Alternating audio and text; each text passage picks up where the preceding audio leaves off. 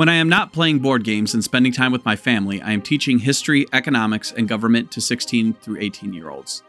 Whenever I'm able to, I like to add simulation to my classroom, whether that's through computer games or live simulations. Board games are the ultimate simulation, but the challenge I face is that 2 to 8 player games don't really work when I have 30 students to teach in my class. That being said, I often consider what games would fit in my classroom the best if money were no object, and I was able to buy multiple copies of the game so all my students could play them.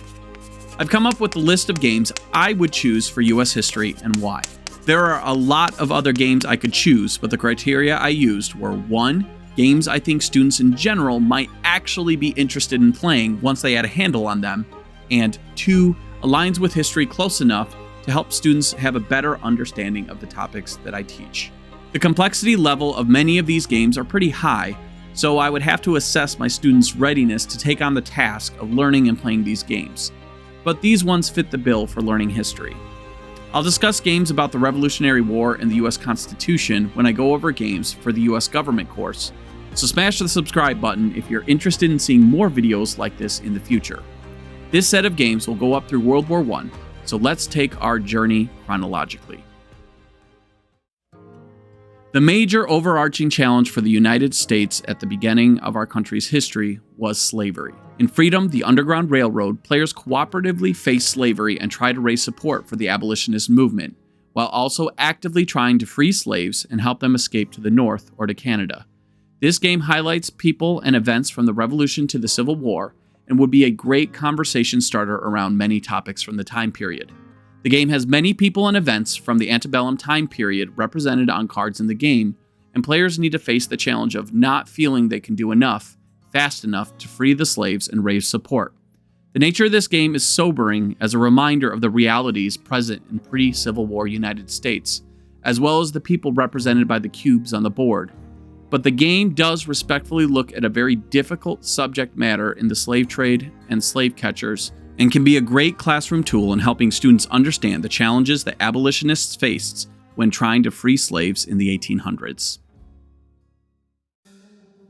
There are many options of games for the Civil War.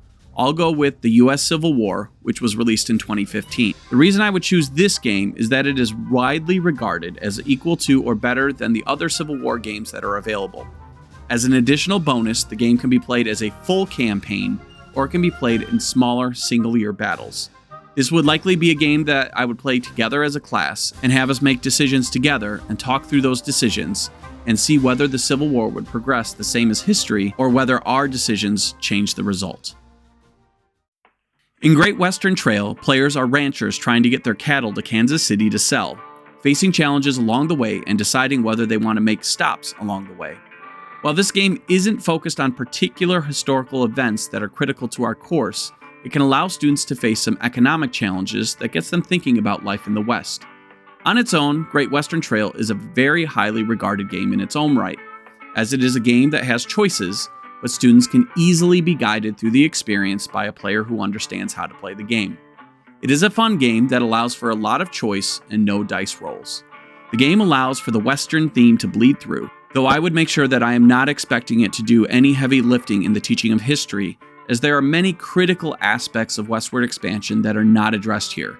And I would have little to no expectation that this game would address the perspective of the Native American tribes, as their presence in this game is as trading partners only. So while it takes a positive perspective on their presence, it is a limited perspective, so I would have to have strong lessons elsewhere in regard to the relationship between the tribes and the United States. The game Carnegie, or Carnegie, is not focused on the person of Andrew Carnegie and historical events, but instead it is focused on players building a business empire in the late 1800s and early 1900s. Again, this game will not focus on the particular historical events as much as the Gilded Age laissez-faire atmosphere that provided for the opportunity for businesses to fight for market share, research new technologies, and expand. I would follow up playing this game with discussion about individuals like John Rockefeller and Andrew Carnegie, and how the paths they took to build their business empires were similar to or different from this game. Votes for Women fits as a simulation of the culmination of the women's suffrage movement during the Progressive Era in the early 1900s. Players can either cooperatively work to get the 19th Amendment proposed in Congress and ratified by 3/4 of the states of the United States, or one player can work towards the passage of the 19th Amendment, and one player can oppose it and try to stop ratification. Since the 19th Amendment was one of the critical changes to occur during the Progressive Era, it only makes sense to take a well-developed game that reenacts the passage of the amendment to create a change of pace and class by also showing both phases of the amendment process. Ironically, the game I would use to show World War I has a title that doesn't even make sense with the game, because it references World War II. Axis and Allies 1914 is the game that I would use to start to show the shift of the United States into a more global presence. So it would be just as appropriate to use this game in a world history course as a US history course. The map is vibrant and colorful, and while the battles are an absolute grind, that aspect does a good job of showing the frustration involved in World War I. The biggest caveat I would give to my students as we play the game is that Italy joined the war in 1915, not the beginning in 1914. Otherwise, the game requires the players to make strategic choices about how they would fight the war, and those choices might work out for them, or they might result in more of a stalemated grind. I also appreciate that the US enters the war late, which is a looming game changer in the war that the Central Powers need to account for as they desperately try to push toward Paris and Moscow. I also like using the Russian Revolution rule that knocks the Russians out of the war if the Central Powers get too close to Moscow. It is a race against the clock for both sides while they are maddeningly bogged down on the battlefield. While no game perfectly represents its historical subject matter, I would lean into the stalemate and the bleakness of trench warfare. The defensive capabilities far outweigh the offensive ones in this war, and that is exemplified in how the game plays out.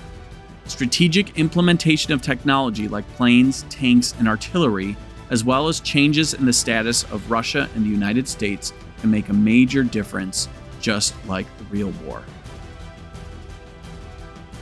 So those are the games I would use to teach early American history up through 1918. If you found this video helpful and you'd like to see more videos that are similar in the future, go ahead and smash the like and subscribe button, and we'll see you soon.